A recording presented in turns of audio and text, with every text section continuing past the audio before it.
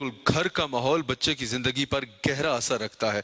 बच्चे जल्दी किसी भी चीज या अमल से मुतासर हो जाते हैं। अब वालिदैन के लिए बहुत जरूरी है घर का माहौल अच्छा रखना। केवल घर के माहौल के एतबार से और तरबियत के एतबार से, दोनों एतबार से डॉक्टर साहब, अगर वालिदैन अपने बच्चों पर कोई सबसे बड़ा एहसान करना चाहते हैं ना, तो वो ये है, सबसे बड़ा एहसान करना चाहें तो बच्चों का वालिदैन का बच्चों के ऊपर सबसे बड़ा एहसान ये होगा कि बच्चों के सामने झगड़ा ना करें। बच्चों के सामने झगड़ा ना करें। घर में डिप्रेशन का माहौल ना बनाए, डिप्रेशन का माहौल ना बनाए। अगर वालिदैन बच्चों के सामने झगड़ा करेंगे, घर के माहौल में जो है वो डिप्रेशन क्रिएट करेंगे, तो क्या होगा? सबसे पहला नुकसान ये होगा कि बच्चों का जहन रुक जाएगा, बच्चों का जहन छोटा रह जाएगा। फिर क्या होगा? बच्चे जो है उनका जहन रुक जाएगा, उनका जहन नहीं बढ़ेगा और वो झगड़ा करना ही सीखेंगे। और एक बहुत बड़ा नुकसान ये भी होगा कि वो वालिदैन जो बच्चों के सामने झगड़े करते हैं, वो बच्चों के लिए फिर आइडियल नहीं रहते। वो बोलते हैं भाई इनको हर वक्त अपने तनाजे पड़े होते हैं, ये हमें रोशन मुस्तकबिल कैसे देंगे। वो वालिदैन जो हर वक्त झगड़ा करते हैं वो बच्चों के लिए आइडियल नहीं रहते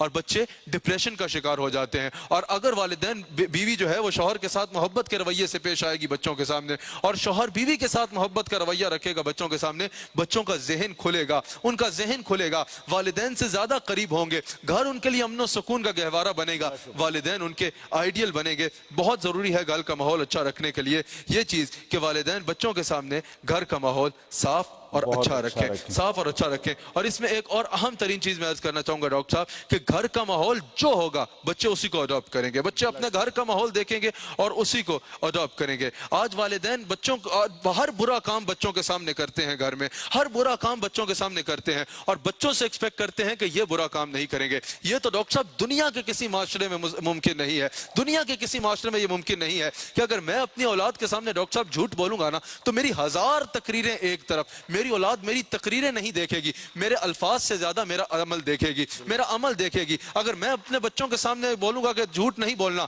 लेकिन खुद झूठ बोलूंगा, कोई फोन आएगा तो बच्चों को बोलूंगा उठा के बोल दो अब्बा घर पे नहीं है, तो बच्चों ने फिर झूठ बोलना ही सीखना है। फिर अगर बच्चे झूठ बोलेंगे तो वो बच्चों का कसूर नहीं है, वो मेरी तरबियत का कसूर है। अगर मैं बच्चों के सामने गालियां निकालूंगा तो फिर बच्चों ने गालियां निकालनी है। मैं अगर बच्चों के सामने चौकी पर रुक कर रिश्वत दूंगा, बच्चे बचपन से रिश्वत देना और लेना सीख लेंगे। और अगर मैं गुनाहों से बच के रहूंगा तो मेरे बच्चे कभी गुनाहों की तरफ नहीं जाएंगे। घर का माहौल दीनी होगा तो बच्चे दीनदार बनेंगे, घर के माहौल में गुनाह होंगे तो बच्चे बदकार बनेंगे।